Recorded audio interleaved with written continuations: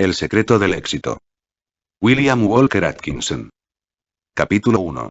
El secreto del éxito. Al ponerme a escribir esta pequeña obra, que titulo El secreto del éxito, no puedo impedir que me asalten las dudas. No es que no le tenga simpatía al tema, ni tampoco que no crea que existe un secreto del éxito, sino que más bien es porque ya se ha escrito demasiado acerca del éxito. Son tantos los que han hablado de esto que uno teme adoptar una posición en la que puedan considerarlo como maestro del éxito. Es mucho más fácil decir las cosas que hacerlas. Es más fácil llenar páginas y páginas con buenos consejos y dedicarse a formular un código de preceptos, que salir al campo del comportamiento real y poner en práctica esos mismos preceptos. Ya podéis imaginar por qué me asaltan las dudas al asumir un papel que deja la puerta abierta a que se me considere un maestro del éxito de los de haz lo que te digo y no lo que yo hago. Pero esta cuestión tiene otra faceta. Aparte del mero recital de la lista de buenas cualidades que llevan al éxito, lista que todo escolar y todo lector de libros de autoayuda conoce perfectamente, hay algo más, y ese algo más sugiere que el buscador del éxito posee algo en su interior que si lo traduce en acción tendrá para él un valor incalculable. Y este es el verdadero secreto del éxito, que no tiene nada que ver con una lista de normas a seguir. Por ello me propongo dedicar esta pequeña obra a desarrollar mi idea de qué es ese algo que tenemos en nuestro interior y qué logrará aquel que lo desarrolle y consiga expresarlo en actos. Así, no esperes encontrar aquí un compendio completo de reglas que te llevarán al éxito, aprobadas y formuladas por aquellos que han tenido éxito y que lo lograron solo tras aplicar dichas reglas, por lo que se sienten inclinados a pasarlas a otros. Este libro no es de ese tipo, sino muy diferente. Espero que os guste, de cualquier forma siempre os hará bien. Todos nos esforzamos buscando el éxito. La idea que cada uno posee del éxito puede no ser la misma, pero todos estamos de acuerdo en nuestro deseo de lograrlo. Lograrlo es la palabra que encarna la esencia de eso que llamamos éxito. Es alcanzarlo, llegar a la meta que nos hemos propuesto. Ese es el asunto del éxito.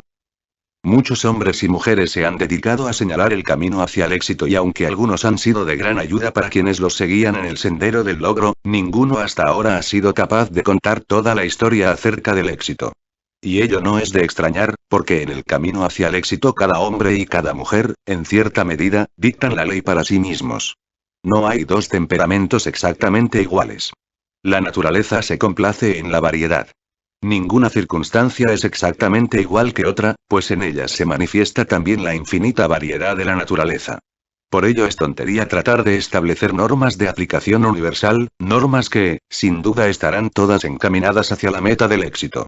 Tan solo tenemos que mirar a nuestro alrededor y ver las necesidades particulares que tienen los distintos individuos que componen las masas, así nos daremos cuenta de lo absurdo de intentar dictar normas de aplicación universal sobre este tema.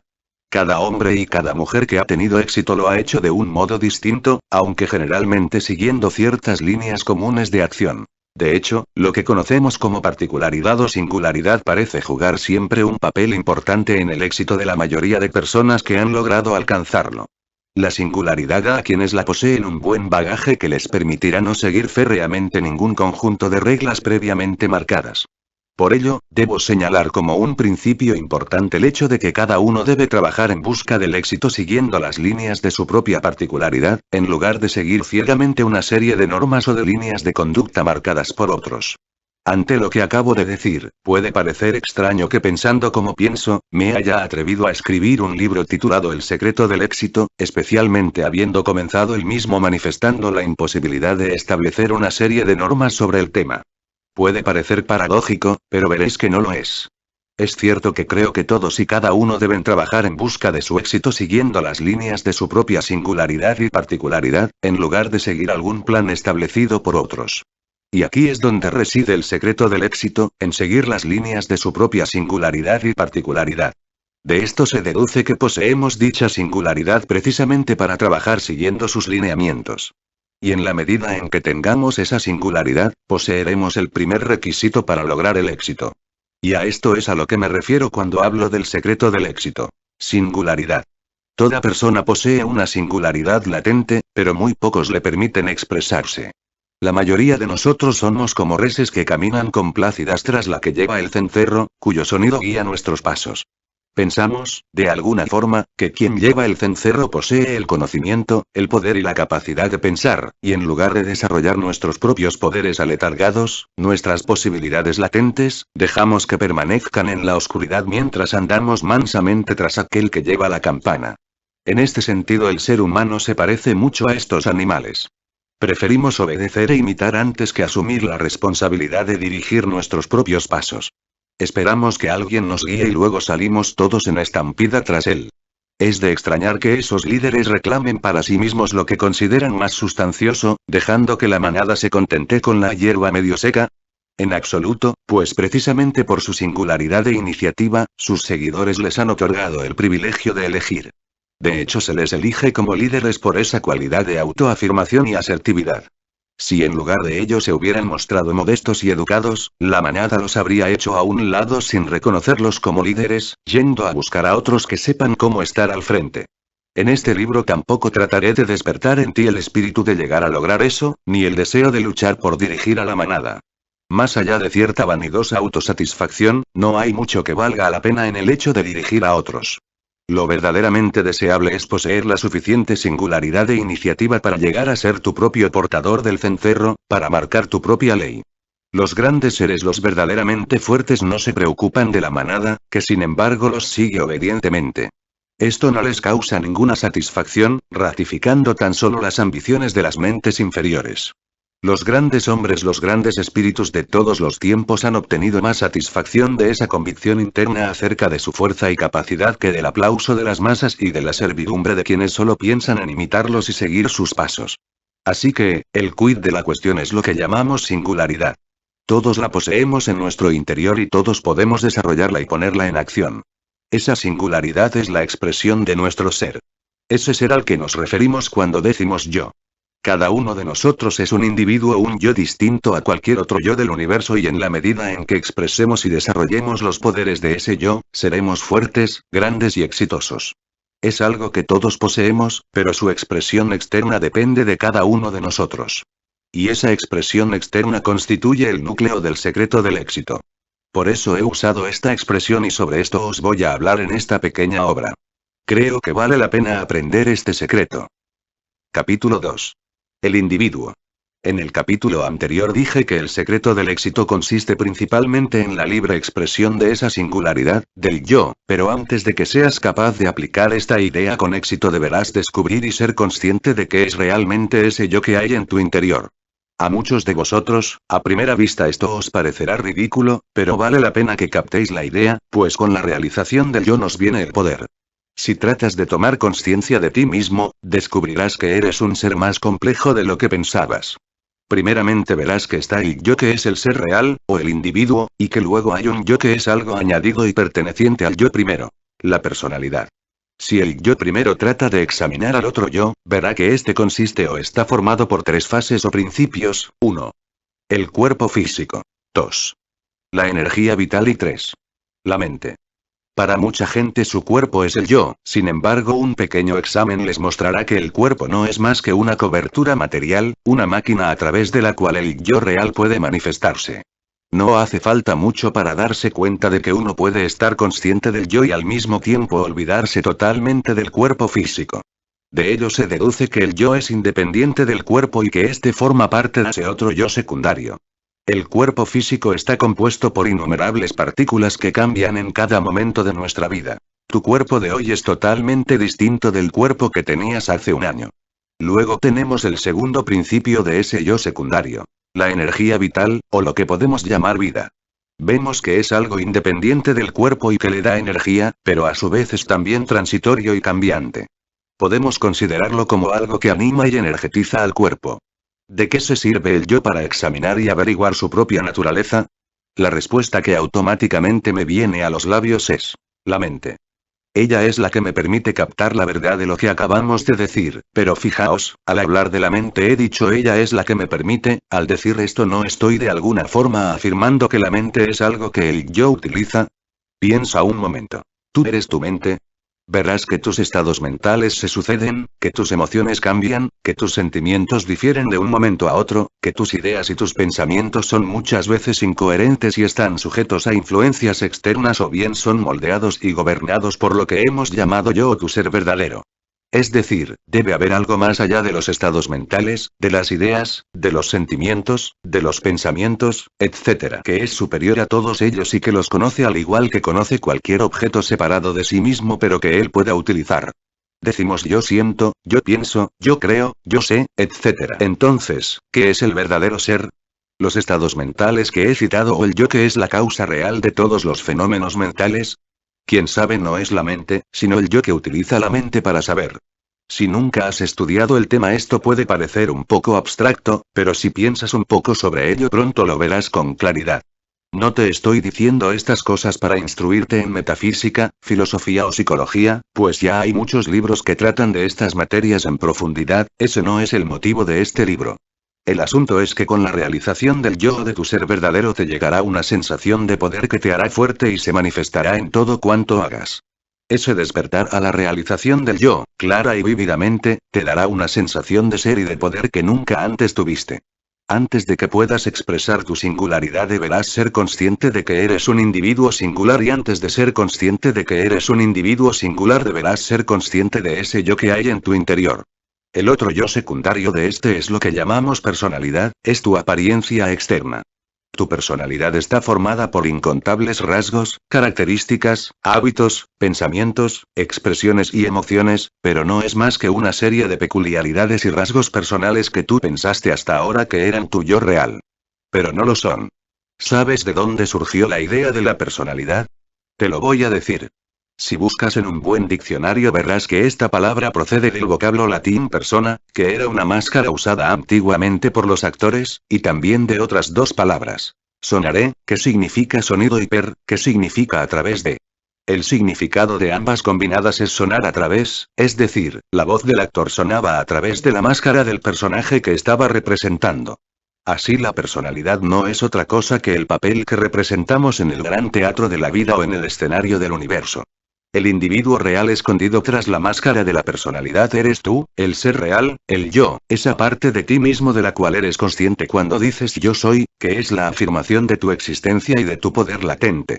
La palabra individuo significa algo que no puede ser dividido, algo que no puede ser lastimado ni herido por fuerzas externas, algo real.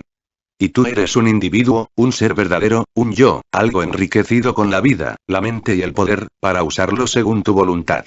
Un poeta llamado Or escribió: soy señor de 1000 mundos y reino en ellos desde el principio de los tiempos, noche y día en cíclica alternancia van pasando mientras observo su contenido, cuando el tiempo cesa yo descanso, pues yo soy el alma del hombre. Capítulo 3. Espíritu. Para muchos de vosotros, el título de este capítulo os sugerirá que tiene algo que ver con espíritus, entidades desencarnadas, el alma o algo así, a lo cual se suele aplicar el nombre de espíritus. En esta ocasión uso esta palabra en un sentido distinto. Uno de los significados de la palabra espíritu es energía, viveza, entusiasmo, ánimo, etc. Estos significados te darán idea del sentido en el que estoy aquí usando este término. En este caso la palabra espíritu expresa la idea de la naturaleza esencial del poder universal que se manifiesta también en el hombre como centro de su ser, su fuerza y poder esencial, de donde procede todo aquello que lo convierte en un individuo. No me estoy refiriendo a ninguna cualidad etérea, espiritual o del más allá, sino al estado de ser animado, con vida y con vigor. Y esa vida y ese vigor proceden del núcleo de nuestro ser, de esa zona o plano de nuestra mente y nuestra consciencia, del yo soy. Este espíritu se manifiesta en grados distintos según los individuos y también entre los animales. Es una cualidad y una expresión vital elemental, fundamental y primitiva, y no depende de la cultura, el refinamiento o la educación. Su desarrollo parece depender de un reconocimiento instintivo o intuitivo de ese algo interior, del poder del individuo que se deriva de ese poder universal del cual todos somos una expresión. Incluso algunos animales parecen poseerlo. Hablando sobre el adiestramiento de los animales, un conocido escritor manifestaba la conciencia instintiva que ese espíritu posee en algunos animales. Si ponemos dos mandriles machos en la misma jaula, veremos cómo abren la boca mostrando todos sus dientes y rugiéndose mutuamente, pero pronto veremos que uno de ellos, tal vez incluso poseyendo una mayor dentadura, ruge de un modo distinto que lo señala como inferior al otro. No hay necesidad de lucha. Y lo mismo ocurre con los grandes felinos. Si colocas 2 o 4 o una docena de leones juntos, también sin conato de lucha, pronto verás que uno de ellos tiene la señal del jefe.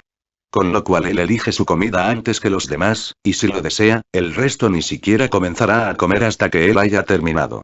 Es el primero que bebe el agua fresca, en resumen, es el rey de la jaula.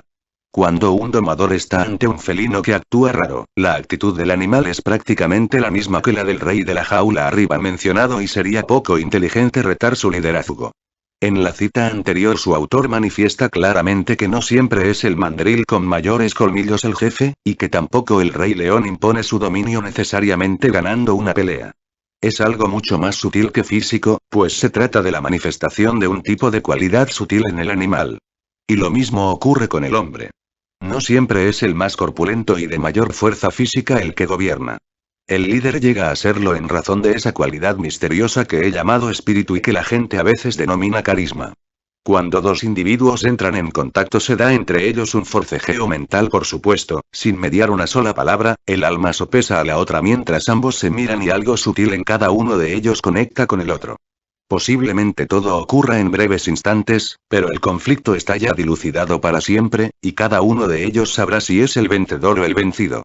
Puede no haber entre ambos ninguna sensación de antagonismo, sin embargo parece existir un reconocimiento interno por ambas partes de que uno de ellos es el líder. Y este liderazgo no depende de la fuerza física, de los logros intelectuales ni de la cultura en el sentido ordinario, sino que es la manifestación y el reconocimiento de esa cualidad sutil que he llamado espíritu. La gente inconscientemente afirma su reconocimiento de esta cualidad en ellos y en otros mediante el uso de este vocablo. A veces oímos decir que a alguien le falta espíritu o que otro tiene el espíritu muy alto. Los criadores de caballos de carreras dirán que un caballo con espíritu con frecuencia gana a otro con mayores cualidades físicas, pero con menor espíritu o menor clase. Los jinetes manifiestan que ese espíritu es reconocido por los otros caballos, los cuales se ven afectados y se desaniman dejándose vencer, aunque tal vez posean muchas mejores cualidades físicas. Este espíritu es una fuerza vital que en distintos grados poseen todos los seres vivos, y es algo que todos podemos desarrollar y reforzar. En el siguiente capítulo veremos algunos casos de su manifestación entre las personas. Un ejemplo histórico de este espíritu en circunstancias aparentemente abrumadoras nos lo ofrece la entrevista entre Hugo, obispo de Lincoln, y Ricardo Corazón de León, en la iglesia de Roche-Dandely. En su deseo de continuar la guerra en Normandía, Ricardo pidió a sus varones y obispos suministros y dinero adicionales, pero Hugo se negó a darle más hombres y dinero. Manifestó que aunque la sede de Lincoln estaba legalmente obligada a suministrar hombres y dinero para el servicio militar entre los 4 mares de Bretaña, la guerra de Normandía no ocurría en ese espacio, y de este modo desafió al rey. Ricardo, llamado Corazón de León, no era alguien a quien se pudiera desafiar sin consecuencias, así cuando llamó al obispo Hugo a Normandía, pocos dudaban del resultado. La caída del obispo era considerada un hecho. Nada más desembarcar en Normandía, 2 varones amigos suyos le informaron que el rey estaba terriblemente enfadado con él, aconsejándole que le enviase algún mensaje en tono humilde y conciliador, antes de presentarse ante él. Pero el obispo se negó a hacer lo que le aconsejaban y procedió directamente al encuentro del monarca. Cuando el obispo entró, Ricardo estaba asistiendo a misa. Hugo caminó hasta él y, sin hacer caso de su gesto, le dijo: «Bésame, mi señor rey». Ricardo se volvió iracundo, sin saludarlo, pero Hugo mirándolo a los ojos, y sacudiendo el hombro real vigorosamente, repitió su demanda. «No te lo mereces», rugió el rey con odio e ira. «Sí», contestó Hugo, sacudiendo todavía más el hombro real. El rey gradualmente separó su mirada y bajó los ojos ante el obispo, saludándolo y besándolo debidamente, entonces el obispo tranquilamente participó en el servicio religioso. Posteriormente Hugo desafió de nuevo al rey en el salón del consejo, persistiendo en su negación, e incluso se atrevió a recriminar al rey su infidelidad hacia la reina. Los consejeros estaban sorprendidos, pues conociendo la fiereza y el coraje del temperamento de Ricardo, esperaban ver a Hugo muerto de un momento a otro, sin embargo este surgió victorioso en la lucha del espíritu. Dice el historiador: «Por el momento el león fue domado. El rey no reconoció nada, pero se contuvo en su pasión señalando posteriormente. Si todos los obispos fueran como mi señor de Lincoln, no habría príncipe que pudiera levantar su cabeza ante ellos. Y esta no era la primera vez en que este obispo de Lincoln había vencido a un rey. Poco tiempo después de que el rey Enrique Plantagenet lo nombrara obispo, tuvo una seria disputa con el monarca. Enrique estaba en el parque Woodstock rodeado de su corte cuando Hugo se le acercó. El rey fingió no ver al obispo. Tras unos momentos de tenso silencio, el obispo, empujando hacia un lado al poderoso noble que estaba sentado junto al rey, tomó su lugar. El rey hizo como que estaba arreglando su guante de cuero. Entonces el obispo con alegría y ligereza dijo: Su Majestad me recuerda a su primo en Falaise. Falaise era el lugar donde el duque Roberto, antecesor de Enrique, se encontró con Arlota, hija de un curtidor, quien le dio su hijo ilegítimo que posteriormente sería conocido como Guillermo el Conquistador. La atrevida alusión a su ancestro fue demasiado para el rey, que perdió su aplomo, accediendo luego a los deseos del obispo. Pero como dice Fothergill con mucha razón, sería un gran error suponer que esa voluntad se muestra en toda ocasión. Lejos de ello. Con frecuencia tiene tendencia a ocultarse y no es raro hallarla escondida bajo un aspecto exterior de amabilidad. Hay hombres y mujeres que presentan una apariencia de tal dulzura que parecen no tener voluntad propia y que existen simplemente para hacer lo que sea agradable a los demás. Pero espera a que llegue el momento y su voluntad latente se revela, entonces descubrimos una mano férrea bajo su guante de terciopelo, no hay que engañarse con ellos. Este es el secreto de la verdadera diplomacia. Talleyrand lo poseía en un grado notable y así fue un diplomático atrevido, tranquilo y exitoso. Cavour también poseía este poder y lo usó con sabiduría. El presuntuoso y el fanfarrón carecen de él. Es un poder sutil que se resiste a aflorar a la superficie, pero en momentos de necesidad surge como una chispa dinámica arrastrándolo todo ante sí. Se trata de una fuerza elemental, de un poder irresistible. Capítulo 4. Los poderes latentes. La mayoría de nosotros ha tenido la experiencia de que en el interior de nuestro organismo físico poseemos una fuerza especial. Estamos realizando alguna labor física y al rato nos hallamos agotados, sin aliento, y todo nuestro ser nos pide detenernos y descansar. Sin embargo, muchos hemos experimentado que si en ese momento continuamos realizando la labor, llega un punto en que esa sensación de agotamiento desaparece y podemos seguir trabajando con muy poco esfuerzo. Este es un fenómeno que ha dejado perplejos a los especialistas, incluso al día de hoy no existe una explicación clara del mismo. Es como si llegado a un punto el cuerpo accediera a un segundo y vasto depósito de energía vital, que el propio cuerpo mantiene en reserva para tales emergencias. Todo aquel que haya practicado algún deporte conoce perfectamente este peculiar fenómeno fisiológico, por lo que es algo conocido y admitido sin ninguna duda. Curiosamente, hay un marcado paralelismo entre el funcionamiento de la naturaleza en los planos mental y físico. Al igual que se da este acceso al segundo reservorio de fuerza física vital, existe también una reserva de fuerza mental o de energía latente de la que podemos provisionarnos y prácticamente empezar de nuevo. Ciertos fenómenos mentales son muy semejantes a su contraparte física que hemos mencionado. Podemos estar al límite realizando algún tipo de trabajo mental pesado y tedioso, podemos empezar a sentirnos enfermos, cuando de pronto una oleada de energía hace que prosigamos el trabajo con frescura, vigor y entusiasmo mucho mayores que al comenzarlo. Es como si nos hubiéramos de pronto conectado con una fuente o un suministro nuevo de energía mental. La mayoría de nosotros conoce muy poco o nada acerca de las reservas de energía mental y de las fuerzas contenidas en nuestro ser. Caminamos con nuestro paso acostumbrado pensando que estamos haciendo lo mejor que podemos y que estamos obteniendo de la vida todo lo que se puede obtener. Sin embargo, estamos viviendo solo en la primera fase del esfuerzo. Más allá del cual existen ilimitados depósitos de fuerza y energía mental. Se trata de un poder latente, unas facultades dormidas, que están esperando la orden mágica de la voluntad para despertar, entrar en actividad y manifestarse externamente. Somos seres mucho más grandes de lo que pensamos, somos gigantes, si tan solo lo supiéramos. Muchos de nosotros somos como jóvenes elefantes que permiten ser amaestrados por hombres enclenques que los encadenan sin saber la gran fuerza y poder que está escondido en su organismo. Aquellos de vosotros que habéis leído nuestro librito titulado La conciencia interior recordaréis lo que decía en él sobre las zonas por encima y por debajo del plano de la conciencia ordinaria. En esos planos ocultos de la mente existen impensables posibilidades, que son materia prima para realizar y lograr tareas mentales inconmensurables, son como baterías maravillosas.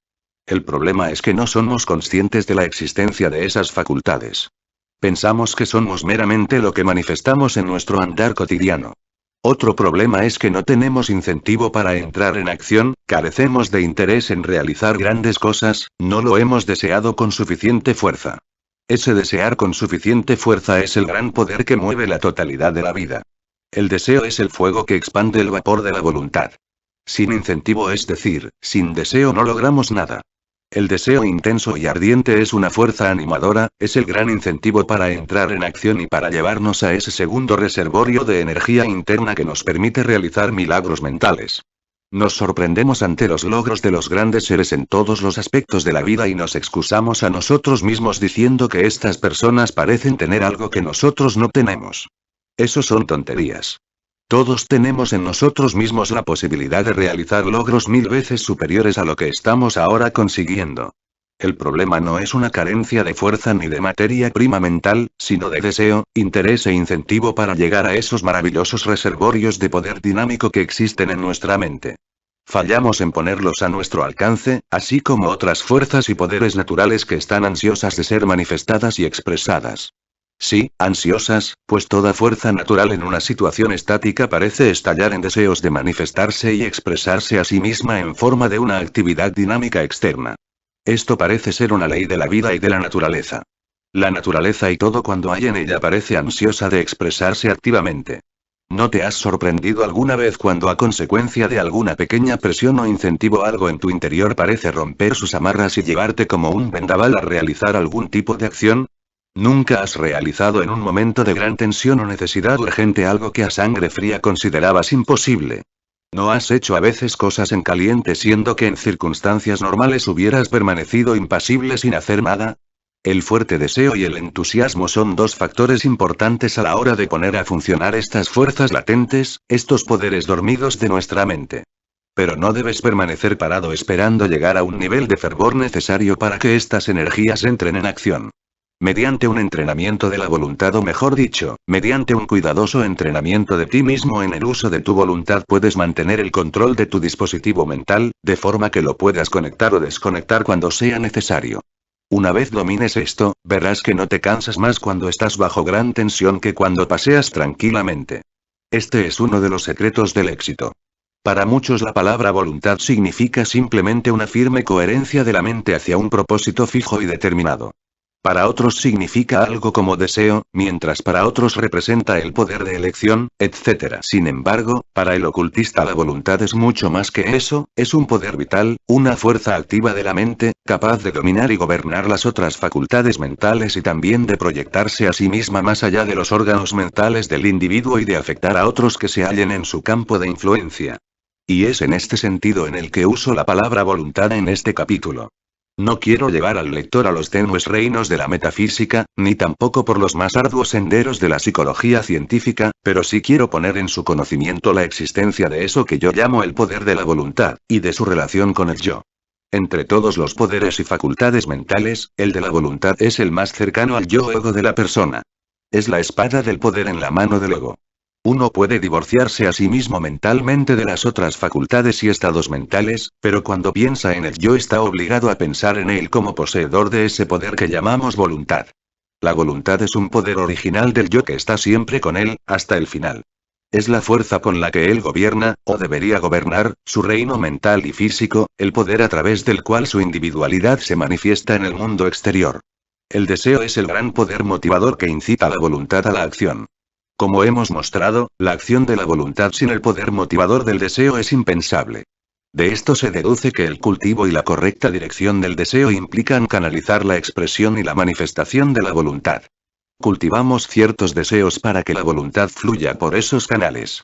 Al cultivar el deseo según ciertas líneas, creas canales por los que la voluntad puede fluir en su marcha hacia la expresión y la manifestación. Por ello, tienes que asegurarte de dibujar tus canales de deseo claramente, creando las imágenes de lo que quieres. Asegúrate de que los canales del deseo sean profundos y nítidos mediante la fuerza de la atención repetida y de la autosugestión. La historia está llena de ejemplos de hombres que desarrollaron el uso de su voluntad. Digo desarrollaron el uso y no desarrollaron la voluntad, ya que el hombre no desarrolla su voluntad, pues su voluntad está siempre presente y lista para ser usada. Lo que el hombre desarrolla es su capacidad de usar esa voluntad y de perfeccionarse a sí mismo en su uso. Con frecuencia pongo el siguiente ejemplo. El hombre es como un trolebús, con su dispositivo mental conectado al cable de la voluntad. Por ese cable fluye la corriente, que él capta y que lleva hacia abajo, hacia la mente y con la cual puede moverse, actuar y manifestarse. Pero la corriente está siempre en el cable, y lo que se puede desarrollar es la habilidad para conectarse con el cable y usar su fuerza y su energía. Si mantienes esta idea en tu mente podrás aplicar esta verdad con más facilidad en tu vida diaria. Uno de los mayores genios de la industria actual posee esa cualidad en grado supremo. Se ha dicho de él que su voluntad es fuerte, poderosa y casi irresistible. Cualquier cosa o persona que interfiera en su camino, con toda seguridad será conquistada. Decía Buxton. A medida que pasan los años veo más claro que la gran diferencia entre los hombres, entre el débil y el poderoso, entre el grande y el insignificante, es la energía, la decisión invencible, una vez han establecido su objetivo para ellos es la victoria o la muerte. Esta cualidad logra cualquier cosa que pueda lograrse en este mundo, y no hay talento, circunstancia ni oportunidad que sin ella pueda convertir en hombre a una criatura de dos patas. En estas citas la idea de insistencia y decisión se identifica con la voluntad. La voluntad debe ser fuerte y constante en relación a la tarea a cumplir, al igual que el cincel se apoya con fuerza contra el objeto que debe ser marcado. Pero la simple insistencia o decisión no realiza el trabajo, de nada servirán si no está presente la voluntad de cortar y cincelar. Como vemos, la voluntad tiene aquí un doble aspecto. En una fase la voluntad realiza el trabajo, mientras que en otra fuerza a la mente a mantenerse frente al mismo. De este modo, en cierto sentido, la decisión y la insistencia son a la fuerza que hace el trabajo como el cortante del cincel es a la mano firme que lo mantiene. Dijo Simpson. Un deseo apasionado y una voluntad firme pueden lograr lo imposible o lo que al débil y tibio le parecería serlo. Y dijo Disraeli. Tras mucho meditar he llegado a la convicción de que un ser humano con un propósito firme debe cumplirlo y que nada se resistirá a una voluntad que para lograr su meta arriesga incluso su propia existencia. Por su parte, Foster dijo. Es maravilloso cómo incluso las desgracias de la vida parecen inclinarse ante un espíritu que no se inclina ante ellas, disponiéndose a servir a un designio que en su primera apariencia amenazaba con frustrar. Es curioso ver cómo ante un espíritu firme y decisivo el espacio parece aclararse, dejando a la persona campo y libertad. Y Mitchell. La resolución es lo que manifiesta al hombre, no la decisión inmadura, no un propósito errante, sino una voluntad fuerte, infatigable, que derrumba las dificultades y los peligros. La voluntad hace de los hombres gigantes. De modo que conéctate al cable de la voluntad a fin de que puedas utilizar su energía. Capítulo 5. La fuerza del alma. Con frecuencia has visto utilizar la palabra entusiasmo e incluso seguramente tú mismo la has usado. ¿Pero has pensado alguna vez lo que realmente significa esta palabra? ¿Cuál es su espíritu esencial? La palabra entusiasmo se deriva de un vocablo griego que significa estar inspirado, estar poseído por los dioses. Inicialmente esta palabra se usaba para nombrar el estado mental de una persona inspirada que parecía estar bajo la influencia de un poder superior. Originalmente significaba inspirado por un poder divino o superhumano, éxtasis, etc. Hoy, según el diccionario, se utiliza en el sentido de un inflamado fervor del alma, un interés ardiente e imaginativo, una viva manifestación de alegría, etc. La palabra ha adquirido también un significado secundario y desfavorable en el sentido de celo visionario, fervor imaginativo, etc., pero su significado real y primario es ese fervor ardiente y vivo que tiene que ver con las fuerzas internas de la propia naturaleza.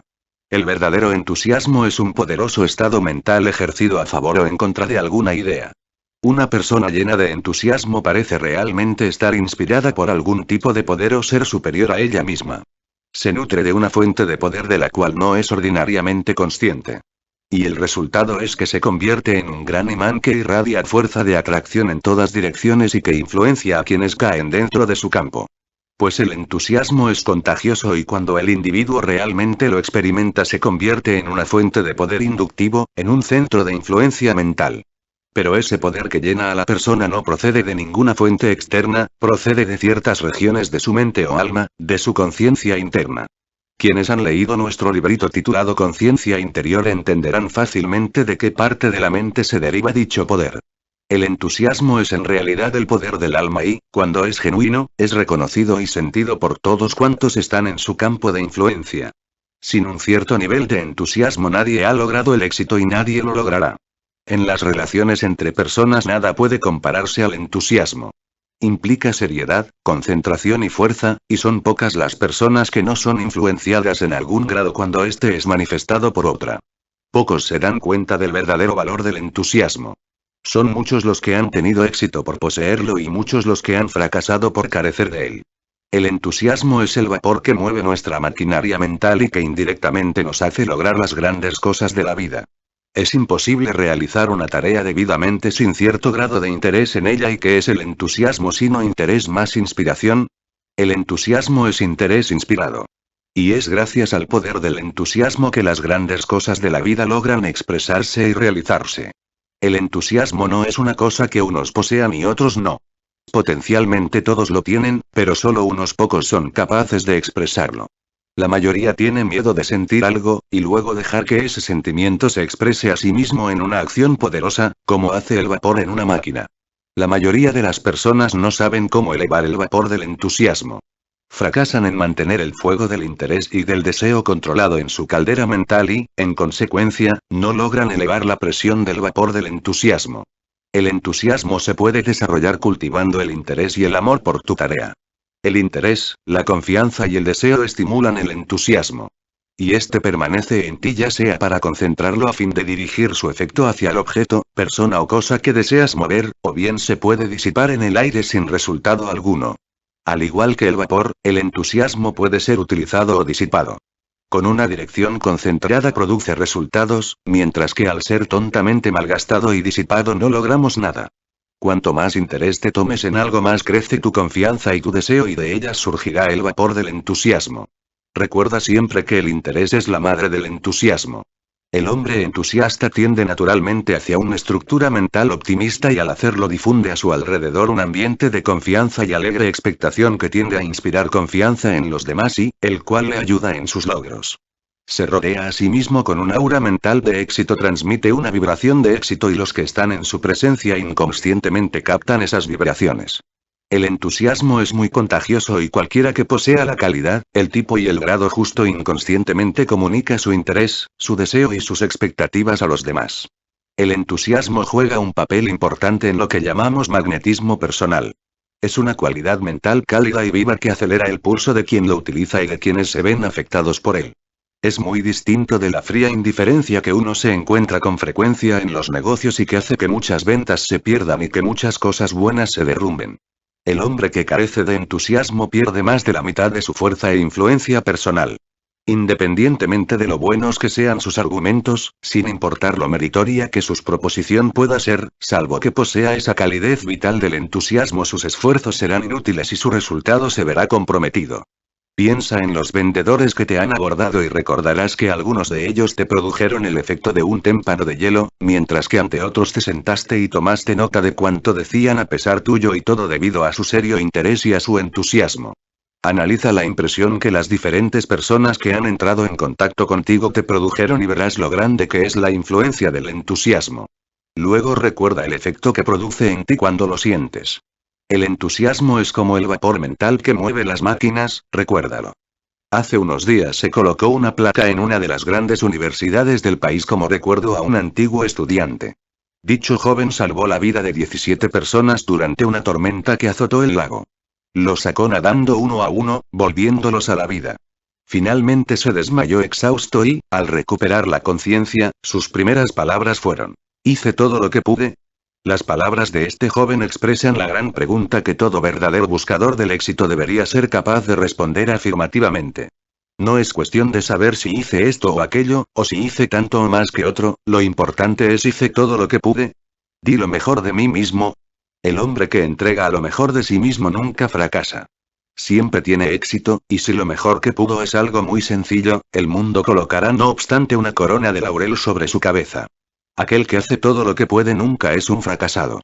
Se mantiene en su puesto hasta que ha entregado todo lo mejor de sí mismo en un momento particular. Un hombre así nunca fracasa. Aquel que da lo mejor de sí mismo nunca se encuentra haciendo la pregunta pesimista. ¿Para qué? No le importa esa parte del asunto, su mente está fija en la idea de que debe hacer su trabajo y no se conformará con nada menos que lo mejor. Y cuando se es capaz de responder a la gran pregunta con un sincero sí, he dado lo mejor de mí, entonces ciertamente será capaz de responder al para qué. Siempre es útil sacar a flote lo mejor de sí mismo, aunque no sea más que por el motivo de convertirse en un hombre verdadero, por desarrollar su propio ser. Esa infernal pregunta ¿para qué? Parece que fue inventada por algún pesimista príncipe de las tinieblas a fin de que desanime a quienes luchan desesperanzadamente o tienen esperanzas que parecen difíciles de lograr. Esta pregunta ha derribado a muchos hombres llevándolos al fracaso. Cuando surja, échala de tu mente y sustitúyela por «estoy dando lo mejor de mí», sabiendo que una respuesta afirmativa zanja también la otra pregunta. Todo es para algo si su espíritu es el correcto, siempre que sea una causa justa y que nuestro propio ser desee seguirla. Incluso si uno encuentra la muerte en el proceso, sigue siendo un éxito. Escucha esta historia, incluida en un reciente artículo. Se trata de un marino en el naufragio de un barco alemán que a principios de 1901 chocó contra unas rocas en la costa canadiense.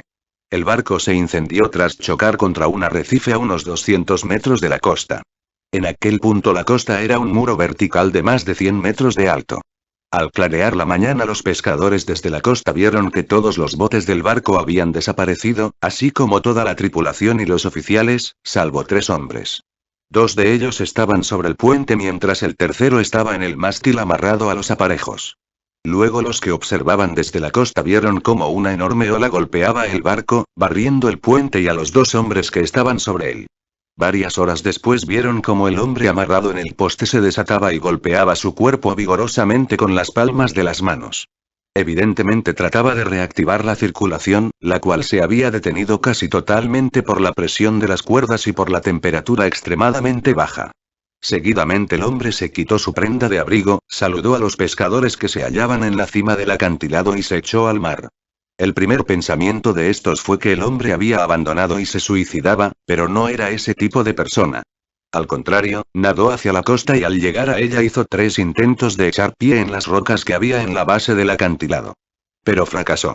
Las 3 veces fue barrido por las olas, hasta que finalmente, viendo la inutilidad de sus esfuerzos, nadó de nuevo hacia el barco. El narrador continuaba. En un momento así 99 de cada 100 hombres habrían abandonado, dejándose morir, pero aquel hombre no era de los que abandonan. Después de la feroz batalla con las olas, el hombre volvió al barco y tras una desesperada lucha consiguió subir a bordo, escaló de nuevo el mástil y saludó otra vez a los pescadores que estaban sobre el acantilado, incapaces de ayudarle. De nuevo se amarró con fuerza y los pescadores pudieron verlo saludándolos para mostrarles que todavía estaba vivo. A la mañana siguiente vieron que su cabeza reposaba sobre el pecho, había muerto congelado durante la noche. Estaba muerto. Su valerosa alma había ido al encuentro del hacedor.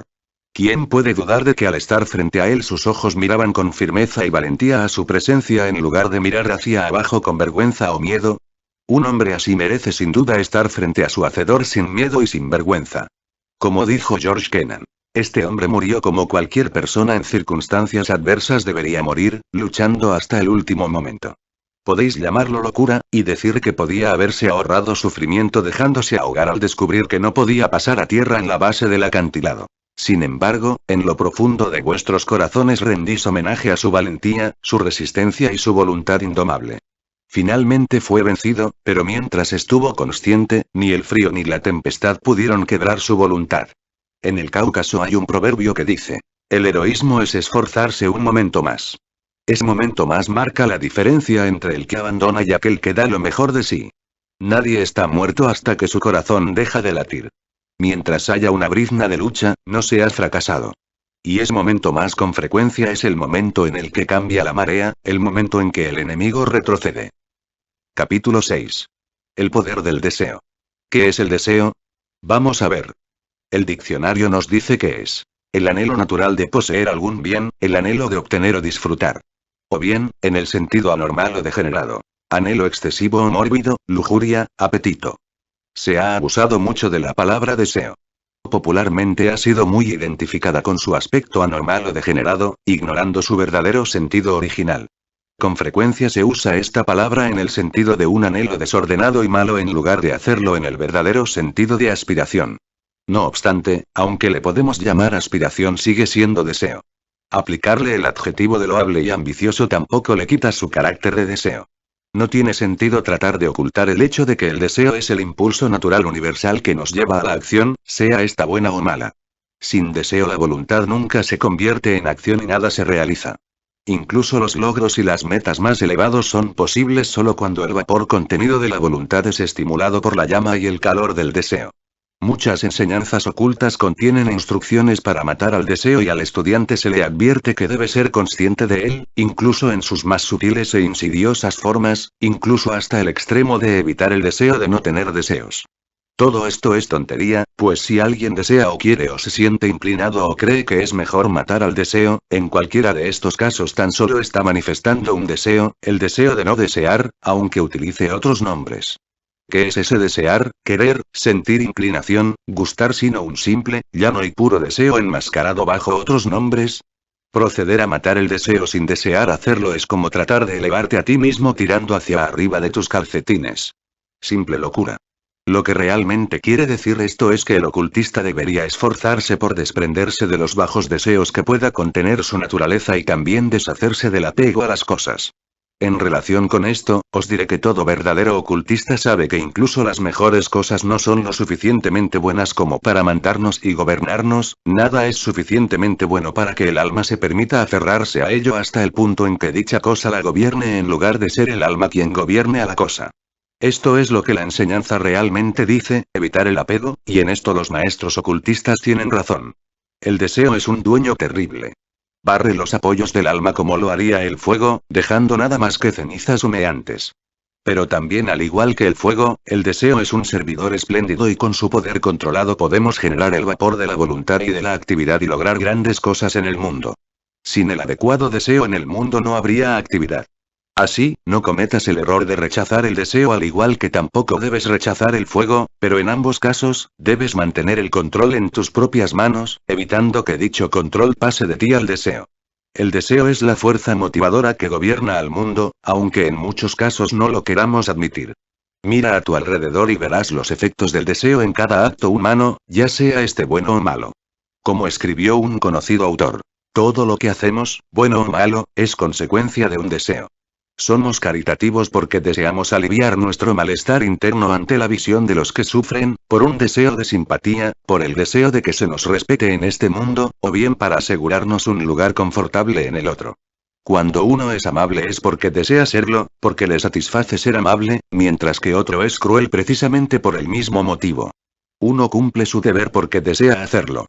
Haciendo así obtiene una satisfacción mayor de la que conseguiría con negligencia o abandonándose a deseos menos loables. La persona religiosa lo es porque sus deseos religiosos son más fuertes que los profanos, porque obtiene más satisfacción en la religión que siguiendo objetivos mundanos. El hombre moral lo es porque sus deseos morales son más fuertes que los inmorales, obtiene más satisfacción siendo moral que al contrario. Todo lo que hacemos está propiciado por el deseo en una forma u otra, elevado o bajo. El hombre no puede carecer de deseos y actuar. El deseo es la fuerza motivadora subyacente a todos nuestros actos, es una ley natural de vida. Todo, desde el átomo a la mónada, desde la mónada al insecto, desde el insecto al hombre, desde el hombre a la naturaleza, actúa motivado por el poder y la fuerza del deseo. El deseo es el motivo que todo lo anima. A primera vista, la cita anterior parece que considera al hombre como una simple máquina, sujeto al poder de cualquier deseo que le venga a la mente. Pero lejos de ser así. El hombre no actúa respondiendo a cualquier deseo, sino respondiendo a su deseo más fuerte, a la media de sus más fuertes deseos. Esa media de sus deseos es lo que constituye su naturaleza o su carácter. Y aquí es donde el dominio del yo entra en acción. El hombre no necesita ser un esclavo o una criatura de sus deseos, siempre que afirme su dominio. Puede controlar, regular, gobernar y guiar sus deseos en cualquier dirección que quiera. Incluso puede crear deseos mediante un acto de su voluntad. Mediante el conocimiento de las leyes psicológicas puede neutralizar los deseos desfavorables y puede desarrollar, incluso prácticamente crear, nuevos deseos para que ocupen su lugar. Todo esto mediante el poder de su voluntad auxiliado por la luz de su razón y su juicio. El hombre es el dueño de su mente. Sí, diría uno de mis críticos. Sí, eso es cierto, pero incluso en ese caso no es el deseo el motivo principal. ¿Acaso no hay entonces un deseo de crear esos nuevos deseos? ¿Acaso no precede siempre el deseo a la acción? Buen razonamiento, pero como todo ocultista avanzado sabe, hay un punto en el cual el principio del deseo se difumina uniéndose a su otro principio compañero, la voluntad. Cualquier analista mental puede imaginar un estado en el cual podemos casi decir que se manifiesta la voluntad de ejercer la voluntad en lugar de simplemente desear ejercerla. Este es un estado que hay que experimentar antes de entenderlo, las palabras no lo pueden expresar. Hemos dicho que el hombre tiene el poder de crear deseos, no solo de ser su dueño una vez creados, sino realmente crearlos dándoles el ser. Ello es absolutamente cierto y ha sido verificado y comprobado por los más recientes experimentos y descubrimientos de la psicología moderna. En lugar de ser el hombre una criatura del deseo y realmente en muchos casos lo es, puede convertirse en dueño del deseo e incluso en creador del mismo. Mediante el conocimiento y la voluntad puede revertir el orden ordinario de cosas y, echando al intruso del trono, puede sentarse él mismo en el lugar que le corresponde y luego colocar al último ocupante bajo su voluntad y asegurarse su obediencia. Pero la mejor manera de que el nuevo ocupante del trono reorganice la corte es desechar a las viejas criaturas de su mente y crear nuevas en su lugar. Y es así como debe hacerse. En primer lugar, uno debe pensar cuidadosamente las tareas que quiera llevar a cabo, luego utilizando cuidadosamente su juicio de forma imparcial e impersonal hasta donde sea posible, debe ser consciente de sí mismo y ver en qué puntos flaquea en relación a la tarea que desea realizar. Luego analizará la tarea que tiene ante él, con todo detalle, separando el asunto en tantas divisiones claramente definidas como sea posible a fin de ser capaz de ver el asunto tal como es, tanto en los detalles como en su totalidad. Después hará inventario de las cosas que parecen necesarias para el logro de la tarea, no de los detalles que surgirán solo una vez que empiece el trabajo día a día, sino de las cosas generales que deben hacerse a fin de que la tarea llegue a una conclusión exitosa. Tras haber tomado conciencia de la tarea, de la naturaleza de la empresa, y de sus propias cualidades y deficiencias, entonces comenzará a crear el deseo según el siguiente plan. El primer paso en la creación del deseo es formar una imagen mental clara y vital de las cualidades, objetos y detalles de la empresa, al igual que de la totalidad de la misma. Al decir imagen mental quiero decir un cuadro mental claro en la imaginación, no simplemente los nombres de las cosas. No te equivoques al leer la palabra imaginación. Esta es otra palabra de la cual muchos tienen una idea equivocada. La imaginación es mucho más que el inútil uso de esa parte de la mente. De hecho, lo que muchos entienden por imaginación no es más que una sombra del verdadero esfuerzo imaginativo. La imaginación es algo real, es la facultad de la mente mediante la cual ésta crea una matriz, un molde, un patrón que después la voluntad entrenada y el deseo materializarán en la realidad objetiva. No hay nada creado por las manos y la mente del hombre que no haya tenido su primer origen en la imaginación. La imaginación es el primer paso en la creación, ya se trate de mundos o de bagatelas. El patrón mental precede siempre a la forma material. Y así ocurre en la creación del deseo. Antes de que puedas crear un deseo debes tener una imagen clara de lo que necesitas desear. Verás que la tarea de crear una imagen mental es un poco más difícil de lo que tú creías. Verás que es difícil incluso formar un simple cuadro mental de aquello que necesitas. Pero no te desanimes y persevera, pues en esto, como en cualquier otra cosa, la práctica hace al maestro. Cada vez que trates de formar la imagen mental, ésta surgirá un poco más clara y más precisa y los detalles irán tomando más prominencia. No te canses demasiado al principio, deja la tarea para más tarde o para mañana. Pero practica y persevera, pues debes lograr la imagen tan clara como el recuerdo de algo que has visto. En los capítulos siguientes hablaremos más sobre la visualización mental y la imaginación.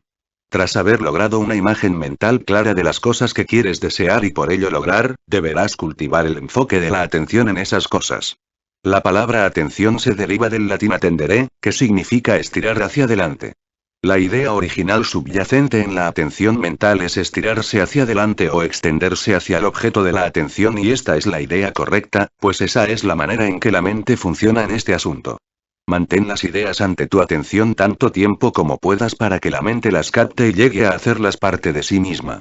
Al hacerlo, impresionas con firmeza esas ideas sobre la tablilla encerada de la mente. Así, habiendo finado la idea claramente en tu mente a través de la imaginación y la atención, ésta se vuelve fija allí, entonces deberás cultivar el ardiente deseo, el anhelo, la necesidad de que esas cosas se materialicen. Pide que se desarrollen en ti las cualidades necesarias para la tarea, pide que tus cuadros mentales se materialicen. Pide que los detalles se manifiesten al igual que el total, permitiendo que algo mejor que sin duda surgirá ocupe el lugar de lo que antes había. Mientras estás en este proceso, la conciencia interna se ocupará de estos asuntos por ti. Luego desea con firmeza, confianza y seriedad. No seas tibio en sus peticiones y deseos. Pide y exige el asunto completo, y ten confianza de que éste hallará su camino hacia la realidad material objetiva.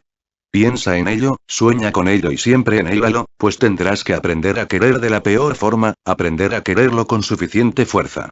Queriendo con suficiente fuerza obtendrás y lograrás muchas cosas, el problema es que la mayoría de nosotros no deseamos las cosas con fuerza suficiente. Confundimos vagos anhelos y deseos con un deseo serio, anhelante y exigente. Exige la cosa deseada al igual que exiges si deseas tu comida diaria. Eso significa querer de la peor manera. Todo esto no son más que sugerencias, sin duda tú podrás encontrar tu camino siempre que seas serio y lo desees con suficiente fuerza. Capítulo 7. La ley de la atracción. Hay en la naturaleza una gran ley, la ley de la atracción, por cuyo funcionamiento todas las cosas desde los átomos hasta las personas son atraídas unas hacia otras según el grado de afinidad, de semejanza o de utilidad entre ellas. El reverso de esta ley, que no es sino otra manifestación de su poder, es lo que se llama repulsión, que no es más que el otro polo de la atracción, y con su funcionamiento las cosas tienden a repelerse mutuamente en el grado en que sean distintas, opuestas y sin utilidad una para otra. La ley de la atracción es universal en todos los planos de la vida, desde el físico al espiritual. Su funcionamiento es uniforme y constante, por lo que podemos tomar los fenómenos de un plano y en ellos estudiar los fenómenos de otro plano, ya que en todos los casos se aplica la misma regla, es la misma ley y funciona del mismo modo. Empezando con los cuerpos más diminutos, los electrones o los iones, que forman los átomos, encontramos manifestada la ley de la atracción. Ciertos electrones se atraen y otros se repelen, generando la formación de grupos, combinaciones y colonias de electrones, los cuales comienzan a constituir lo que llamamos átomos, que hasta recientemente se pensó eran la forma básica de la materia. En cuanto a los átomos mismos, hallamos muchos grados de afinidad y atracción entre ellos, lo cual hace que se combinen formando moléculas, que es lo que compone toda la materia. Por ejemplo, cada gota de agua se compone de infinitas moléculas de agua y cada molécula está compuesta de 2 átomos de hidrógeno y 1 de oxígeno. Esta combinación es siempre la misma en cualquier molécula de agua. ¿Por qué estos átomos se combinan de este modo, en esta proporción invariable? Sin duda no es por azar, pues tal cosa no existe en la naturaleza. Tras todo fenómeno hay una ley natural y en este caso es la ley de la atracción. Lo mismo ocurre con toda combinación química, es lo que se llama afinidad química. A veces un átomo que ya forma parte de un grupo entra en contacto por proximidad con otro átomo, y entonces se produce una explosión en la molécula cuando el átomo se escapa de sus compañeros para ir a los brazos de otro átomo, con el cual siente una afinidad aún mayor. Veréis que en el mundo de los átomos hay casamientos y divorcios.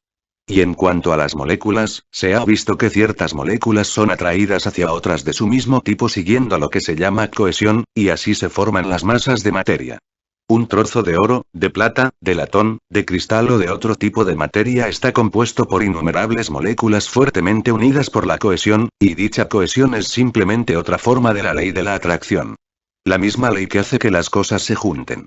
Subyaciendo a la ley de la atracción hallaremos nuestro viejo principio de deseo y voluntad. Tal vez te encojas de hombros al ver que menciono el deseo y la voluntad conectados con electrones, átomos y moléculas, todo ello formas de materia, pero espera un momento y verás lo que autoridades científicas de primer nivel dicen al respecto. Incluso el profesor aquel, uno de los mayores científicos del mundo, y totalmente materialista, naturalmente prejuiciado en contra de las teorías espiritualistas, manifestó. La idea de la afinidad química consiste en el hecho de que varios elementos químicos perciben las diferencias cualitativas en otros elementos, experimentan placer o repulsa al contacto con ellos y en base a ello realizan movimientos concretos. También manifestó claramente que en los átomos debe haber algo correspondiente al deseo de contacto y asociación con otros átomos, y la voluntad de permitir que el átomo responda a la ley del deseo es constante en la naturaleza, desde el átomo al hombre a nivel físico, mental y espiritual. ¿Y qué tiene que ver todo esto con el secreto del éxito? Te preguntarás. Simplemente, que la ley de la atracción es una parte importante del secreto del éxito, sobre todo porque tiende a atraer hacia nosotros las cosas, las personas y las circunstancias de acuerdo con nuestro más serio deseo, demanda y voluntad, al igual que atrae unos hacia otros a los átomos y otras partículas de materia. Conviértete en un átomo de deseo vivo y atraerás hacia ti a la persona, las cosas y las circunstancias necesarias para lograr el cumplimiento de tu deseo. Al mismo tiempo entrarás en contacto con aquellos que están trabajando según las mismas líneas de pensamiento. Y serás atraído hacia ellos y ellos hacia ti y entrarás en relación con personas, cosas y entornos que posibilitarán la solución del problema de tus deseos. Sin saber cómo, estarás cerca de las personas y de las cosas adecuadas y todo debido al funcionamiento de esta gran ley natural, la ley de la atracción. Aquí no hay nada de magia o necromancia, nada sobrenatural ni misterioso, simplemente es el funcionamiento de una gran ley natural. En la vida puedes hacer muy poco tú solo, por fuerte y capaz que seas. La vida es compleja y los individuos somos interdependientes unos de otros. Un individuo, segregado de los demás, puede lograr poco o nada. Deberá formar combinaciones, arreglos, armonías y acuerdos con otros y según el entorno y las cosas, es decir, deberá crear y utilizar los entornos y las cosas adecuadas y atraer hacia sí mismo a otros con quienes formará combinaciones a fin de hacer cosas. Y esas personas, cosas y entornos llegarán a él o él a ella debido a esta gran ley de la atracción. Y la forma en que el hombre pone en funcionamiento esta gran ley de la atracción es a través de su deseo siguiendo los lineamientos de la imaginación o visualización mental. ¿Ves ahora la conexión? Por ello, ten mucho cuidado en formar, cultivar y manifestar los deseos correctos. Mántenlos con firmeza, fuerza y constancia, y así pondrás en funcionamiento esta gran ley, que constituye una parte muy importante del secreto del éxito. La fuerza del deseo es el poder que motiva las actividades de la vida. Es la fuerza vital básica que anima la mente de las cosas vivas y las empuja a la acción. Sin un fuerte deseo nadie logra nada que merezca la pena, y cuanto mayor sea el deseo, mayor será la cantidad de energía generada y manifestada, siempre que todo lo demás permanezca inalterado. Es decir, que si tenemos una docena de personas de igual inteligencia, salud física y actividad mental, todos ellos iguales en todo, salvo en su deseo, aquellos en los cuales el deseo sea mayor superarán a los demás en su logro y entre los ganadores aquel cuyo deseo queme como una llama inextinguible será el que domine a los demás gracias a su fuerza elemental primitiva. El deseo no solo confiere al hombre esa motivación interna que lo lleva a desarrollar el poder que tiene en su interior, sino que hace mucho más. Hace que irradien desde él fuerzas sutiles y finas de naturaleza mental, que extendiéndose en todas direcciones como las ondas magnéticas de un imán o las eléctricas de una dinamo, influencien a todo aquel que esté dentro de su campo de fuerza. La fuerza del deseo es una fuerza de la naturaleza real, activa y efectiva y sirve para atraer y llevar hacia el centro lo que está en línea con la naturaleza del deseo. La ley de la atracción, de la que tanto se ha hablado, depende en gran parte de la fuerza y del poder del deseo. La fuerza del deseo constituye el núcleo de la ley de atracción. En la naturaleza existe la tendencia de atraer y llevar hacia el centro del deseo las cosas necesarias para lograr dicho deseo. Nuestra propia voluntad viene hacia nosotros a causa de esta fuerza natural que subyace en todo el fenómeno de la influencia mental.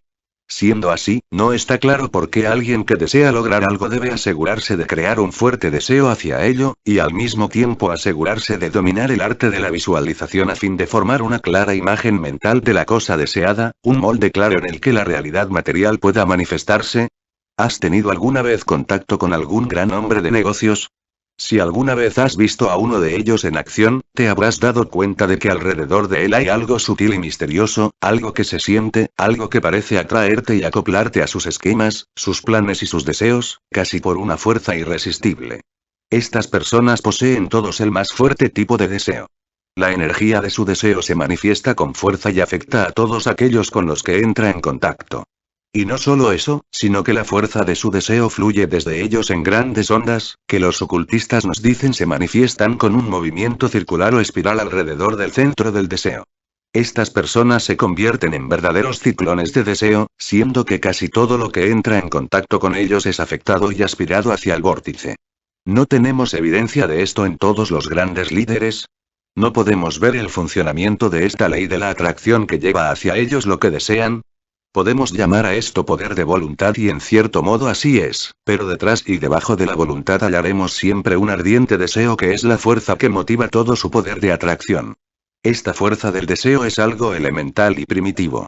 Lo vemos en el reino animal y entre las razas humanas inferiores, quizás más claramente que entre los tipos humanos más elevados, pero solo porque en tales circunstancias se nos muestra desprovisto de las coberturas, los disfraces y las máscaras que envuelven las formas y planos de vida más civilizados.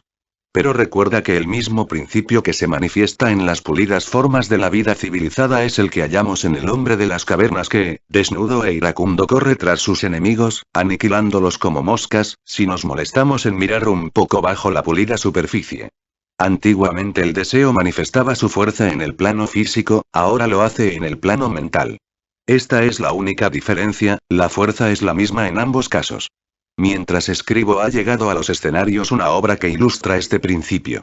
La heroína, hija de una antigua familia neoyorquina de elevado nivel social y económico, sueña que en otra encarnación anterior se ve a sí misma arrancada de los brazos de su padre cavernícola por los brazos de un jefe fiero y salvaje, cuyo deseo se manifiesta en lo físico. Se despierta de su sueño y horrorizada descubre el rostro de su raptor del sueño en un hombre que entra en relación con su padre en Nueva York. Esta persona había llegado desde el oeste con energía, recursos y deseos, derribando cuanto interfería su camino en el mundo de las finanzas. No pisa con su pie el cuello de sus enemigos, pero sí lo hace en el plano mental. El mismo fuerte deseo de poder es muy fuerte en su interior, el mismo viejo dominio se manifiesta en él. El hombre dice: yo nunca he abandonado, nunca he tenido miedo. El mismo deseo que inflamaba al salvaje se manifiesta ahora en el financiero de Wall Street y entre la fuerza de su atracción y la fuerza de su voluntad repite los logros de su encarnación anterior, pero esta vez en el plano de las fuerzas mentales. Ahora el instrumento a través del cual el deseo se manifiesta es la mente en lugar de los músculos. Este ejemplo lo doy simplemente como una ilustración del hecho de que el deseo es la fuerza que lleva a la voluntad a actuar y que causa las diversas actividades de la vida del hombre y de las cosas. La fuerza del deseo es una fuerza real e influencia e impulsa a otras personas y cosas a girar hacia el centro del deseo. En el secreto del éxito el deseo juega un papel prominente. Sin un deseo de éxito no hay éxito. La ley de la atracción es puesta en funcionamiento por el deseo. La mayoría de los principios plasmados en este libro tienen naturaleza positiva, es decir, se te anima a hacer ciertas cosas en lugar de a no hacer lo opuesto o lo contrario, pero aquí hemos llegado a un punto en el cual el consejo debe darse en un contexto negativo. Debo pedirte que no hagas una cierta cosa, me voy a referir al gran veneno de la mente y de la voluntad que es conocido como miedo. No me refiero al miedo físico, por importante que el valor físico sea y por lamentable que se considere la cobardía física, pues no forma parte del propósito de este libro sermonear contra la segunda o animar a cultivar la primera cualidad. De esto hallarás mucho en otros lugares. Mi propósito aquí es combatir ese sutil e insidioso enemigo de la verdadera autoexpresión, que aparece en forma de miedo mental, encarnando lo que podemos considerar como pensamiento negativo, justo la igual que los demás principios mencionados en esta obra son pensamiento positivo. El miedo es esa situación de la mente en la que todo se ve a través de unos cristales negros, en la que todo parece traernos un sentido de inutilidad, donde el principio que predomina es no puedo en contraste con la actitud mental de puedo y quiero. Es la hierba nociva en el jardín de la mente, que tiende a matar las valiosas plantas que en él se hallan. Es la mosca en el aceite, la araña en la copa del vino de la vida. Hasta donde sabemos, la primera persona en usar la expresión miedo mental fue Horacio Fletcher, conocido escritor que lo acuñó para usarla en lugar de la palabra preocupación. Él mismo señaló que la ira y la preocupación son los dos grandes hándicaps para lograr una mentalidad avanzada y progresiva. Muchos lo malinterpretaron creyendo que eliminar la preocupación significaba dejar de preocuparse por el mañana, es decir, una falta de prudencia y de previsión. Fletcher acuñó también la expresión miedo mental para expresar un aspecto de su idea de previsión sin preocupación, y así tituló a su segundo libro sobre este tema. También Fletcher fue el primero en dar la idea de que el miedo no es algo en sí mismo, sino una expresión del pensamiento de miedo, una manifestación del estado mental conocido como pensamiento de miedo. Él y otros que han escrito sobre ese tema enseñan que el miedo puede anularse anulando los pensamientos de miedo en la mente, sacándolos de la recámara mental, y los grandes maestros enseñaron que la mejor manera de expulsar al miedo, o a cualquier otro estado mental indeseable, es cultivar en la mente el pensamiento de la cualidad opuesta, impulsando a la mente hacia el cuadro mental de la cualidad deseable y con las autosugestiones apropiadas. Muchas veces se ha dicho que la forma de sacar a la oscuridad de una habitación no es empujarla hacia afuera, sino abrir las ventanas y dejar que la luz del sol penetre en ella. Esa es también la mejor manera de neutralizar los pensamientos de miedo. Se ha hablado del proceso mental como vibraciones, una figura muy común en la ciencia moderna. Así, elevando la vibración hacia un nivel positivo se neutralizan las vibraciones negativas. Cultivando las cualidades recomendadas en los otros capítulos de este libro, el pensamiento de miedo se neutraliza. El veneno del pensamiento de miedo es insidioso y sutil, y lentamente se va acumulando en las venas hasta paralizar todo esfuerzo y todo acto útil, hasta que el corazón y el cerebro se ven afectados y no pueden expulsarlos. Los pensamientos de miedo forman la base de la mayoría de los fracasos y de los derrumbes en la vida. Mientras el hombre mantenga su confianza en sí mismo será capaz de ponerse en pie tras cada caída y de afrontar al enemigo con resolución, pero en cuanto el pensamiento de miedo le afecte y no sea capaz de arrojarlo fuera, no conseguirá levantarse y perecerá en la desgracia. Se ha dicho muchas veces no debes temer a nada, salvo al miedo. He hablado en otro lugar acerca de la ley de la atracción, que funciona atrayendo hacia nosotros aquello que deseamos. Pero esto tiene una faceta inversa, pues esta es una ley que funciona en ambos sentidos. El miedo pone en movimiento a la ley de la atracción tanto como el deseo. Al igual que el deseo atrae hacia nosotros las cosas cuya imagen creamos en nuestra mente, atrae también aquello que nuestro miedo dibuja igualmente en la mente. Me ha ocurrido lo que más temía. La razón es muy sencilla y la aparente contradicción se desvanece si examinamos el asunto. ¿Cuál es el patrón sobre el que la ley de la atracción construye con la fuerza del deseo? La imagen mental, por supuesto. Y lo mismo ocurre en el caso del miedo. La persona confecciona la imagen mental de la cosa temida, y la ley de la atracción se la atrae al igual que le trae la cosa deseada. ¿Pensaste alguna vez que el miedo es el polo negativo del deseo? La ley que funciona en ambos casos es la misma. Así, evita los pensamientos de miedo como un veneno que sabes que convertirá tu sangre en algo negro y espeso y que hará que tu respiración sea costosa y difícil. Es algo vil, y no debes descansar hasta desterrarlo de tu sistema mental. Puedes librarte de él a través del deseo y de la voluntad, al tiempo que mantienes una imagen mental de valentía y tranquilidad. Se ha dicho que el mayor mal es el miedo, así que manda ese mal al lugar que le corresponde, pues si tú lo acoges con hospitalidad, convertirá tu cielo en un infierno a fin de sentirse a gusto. Con él usa el garrote mental.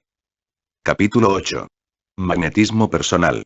Actualmente se habla mucho del magnetismo personal.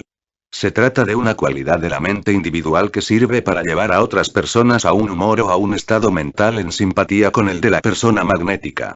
Algunos han logrado desarrollar esa cualidad hasta un extremo asombroso. Son capaces de conseguir un acuerdo armónico por parte de los demás en un tiempo muy breve, mientras otros son totalmente deficientes al respecto y su simple presencia tiende a estimular el antagonismo en las mentes de los otros. La mayoría de la gente acepta sin cuestionarse la idea del magnetismo personal, pero pocos se pondrían de acuerdo en una teoría que trate de explicarlo. Quienes han estudiado el asunto cuidadosamente saben que todo depende del estado mental del individuo, y de su capacidad para hacer que otros capten sus vibraciones mentales. Ese captar es causado por lo que se conoce como inducción mental. Como sabes, la inducción es la propiedad, cualidad o proceso por el cual un cuerpo con polaridad eléctrica o magnética la produce en otro sin contacto directo con él. La inducción mental es la manifestación de un fenómeno similar pero en el plano mental. Los estados mentales de las personas son contagiosos y si uno infunde suficiente vida y entusiasmo en sus estados mentales, estos afectarán a las mentes de las personas con quienes entre en contacto. Hemos explicado esto con detalle en el librito de esta serie titulado Influencia mental. El primer factor para lograr una inducción mental exitosa o la manifestación del magnetismo personal es el entusiasmo. En otro capítulo he hablado acerca del entusiasmo y al tratar del magnetismo personal sería bueno que leyeras lo que anteriormente se ha dicho acerca del entusiasmo. El entusiasmo da seriedad a la persona y no hay estado mental tan efectivo como la seriedad. La seriedad te hace sentir fuerte y hará que los demás te presten atención aunque no quieran. Walter Moody, conocido escritor sobre el tema de las ventas, dice con razón: se sabe que todos aquellos que poseen magnetismo personal tienen también seriedad. Su intensa seriedad es magnética. Cualquier estudiante de este tema ha comprobado este hecho. Pero esa seriedad es algo más que una sincera, firme y confiada creencia en el asunto que presentas a la atención de la otra persona. Debe ser una seriedad viva y contagiosa y la palabra que mejor la describe es entusiasmo. Seriedad entusiasta, sería la expresión adecuada. Esta seriedad entusiasta contiene en ella mucha emoción y atrae al lado emocional de la naturaleza humana más que a su parte razonadora y pensante. Sin embargo, una discusión basada en la razón y llevada a cabo sobre principios lógicos puede presentarse también con seriedad entusiasta, con lo cual logrará un efecto infinitamente mayor que si se lleva a cabo apelando al juicio de la otra persona de una forma fría y sin emoción. El ser humano está constituido mentalmente de tal forma que toda manifestación de un entusiasmo vivo en forma de magnetismo personal rompe fácilmente el hielo. El lado sintiente de la mente es tan importante como el lado pensante y es mucho más universal, pues la mayoría de la gente realmente piensa muy poco, mientras que todo el mundo siente. Decía un famoso autor: todos nosotros emitimos una esfera, un aura o halo impregnado con nuestra esencia. Los videntes y las personas sensibles lo saben, al igual que nuestros perros y otros animales. También el león o el tigre hambrientos, incluso las moscas, serpientes e insectos, como sabemos a pesar nuestro. Algunos de nosotros somos magnéticos, otros no. Algunos somos calurosos, atractivos, inspiramos amistad y amor, mientras otros son fríos, intelectuales, razonadores y pensantes, pero no magnéticos. Si un hombre de último tipo habla en público, su discurso intelectual pronto aburrirá a la audiencia, la cual comenzará a manifestar síntomas de sueño. Les hablará a ellos, pero no a su interior. Tal vez les hará pensar, pero no sentir, lo cual es agotador para la mayoría de las personas. Son muy pocos los conferenciantes que tienen éxito en lograr que la gente piense. Lo que la gente desea es que se le haga sentir.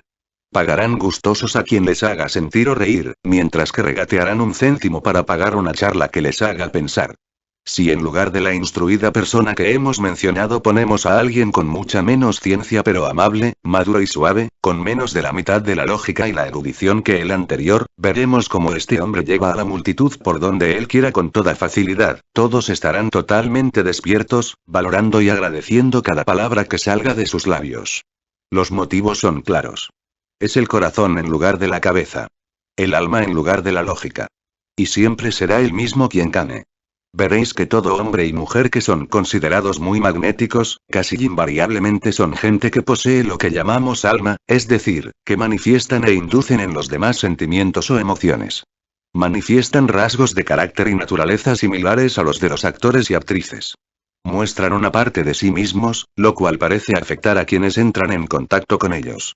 Si te fijas en un actor carente de magnetismo verás que aunque recite perfectamente su papel, haga todos los gestos adecuados y domine toda la técnica del arte, siempre le faltará algo y ese algo será la habilidad para comunicar sentimientos.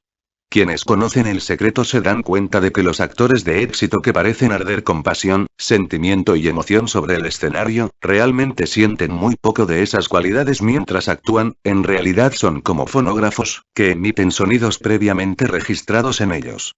Pero si investigamos más profundamente, veremos que al estudiar sus papeles y practicar en privado, estos actores inducen y estimulan la emoción requerida para el papel y la mantienen con firmeza en sus mentes, acompañándola de los gestos apropiados, hasta que finalmente se establece y se imprime en las tablillas de su mente al igual que los registros de un fonógrafo son impresos sobre la cera.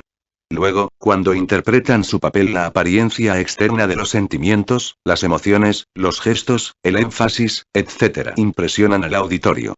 Se dice que si un actor se deja llevar a sí mismo por el papel de forma que lo sienta en su interior, el resultado no será bueno, pues al ser vencido por el sentimiento el efecto del mismo repercute en él, en lugar de afectar al público.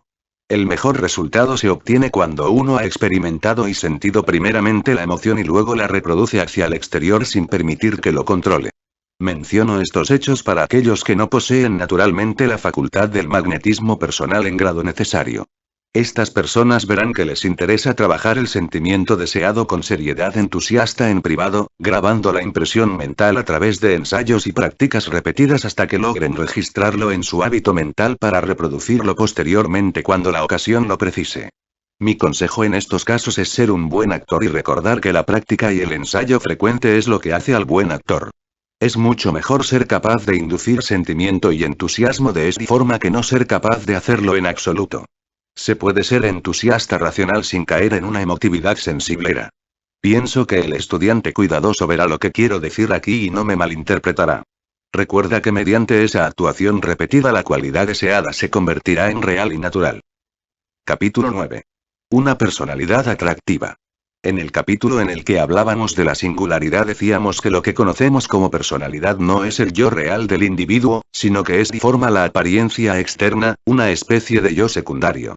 Como dije, la palabra personalidad realmente significa máscara, es decir, la apariencia externa del individuo representando su papel en el gran drama de la vida. Y al igual que el actor puede cambiar su máscara y sus vestidos, igual puede el individuo alterar y cambiar su personalidad, si haya otras características más deseables. Sin embargo, aunque la personalidad no es el yo real, juega un papel importante en el drama de la vida, especialmente porque el auditorio se fija más en la personalidad de lo que lo hace en el individuo real que se oculta tras la máscara. Por ello es adecuado que el individuo cultive y adquiera una personalidad que resulte atractiva a su auditorio y que lo convierta en aceptable para ellos. No estoy predicando el engaño. Consideramos que la individualidad o singularidad es el ser verdadero y creemos que la persona debe desarrollarse a sí misma lo máximo que pueda siguiendo las leyes del desarrollo individual. Sin embargo, mientras debamos llevar una personalidad en esta vida, creemos que no solo le interesa, sino que además tiene la obligación de hacer que esa personalidad sea tan agradable y atractiva como él pueda lograr. Ya sabes que independientemente de lo bueno, inteligente y elevado que un hombre pueda ser, si lleva la máscara de una personalidad desagradable o poco atractiva, se estará situando a sí mismo en desventaja y ahuyentará a personas que podrían beneficiarlo y que estarían encantadas de amarlo si pudieran verlo detrás de su fea máscara. Al hablar de máscaras desagradables o poco atractivas tampoco estamos hablando de la apariencia física de la persona. Aunque es cierto que el aspecto físico en algunos casos tiene mucho que ver, hay un encanto en la personalidad que trasciende con mucho la apariencia física. Hay muchas personas con rostros y formas bellas cuya personalidad dista mucho de ser atractiva, y que en lugar de atraer repelen. Y hay otros cuyos rostros distan mucho de ser perfectos pero sin embargo hay algo en ellos que atrae a los demás. Hay personas que siempre nos alegramos de ver y cuyo encanto nos hace olvidar que no son hermosas, de hecho, incluso sus poco armónicos rostros parecen transfigurarse cuando estamos en su presencia. Eso es lo que me refiero al hablar de la personalidad. El sentido en el que estoy utilizando este término, como veis, tiene una estrecha relación con el magnetismo personal, del que hablábamos en el capítulo anterior. Una de las primeras cosas que debería cultivar quien desee desarrollar el encanto de su personalidad es una atmósfera mental de alegría. No hay nada tan estimulante como la presencia de una persona alegre y nada tan deprimente como uno de esos vampiros humanos que generan un escalofrío en todo aquel con quien entran en contacto.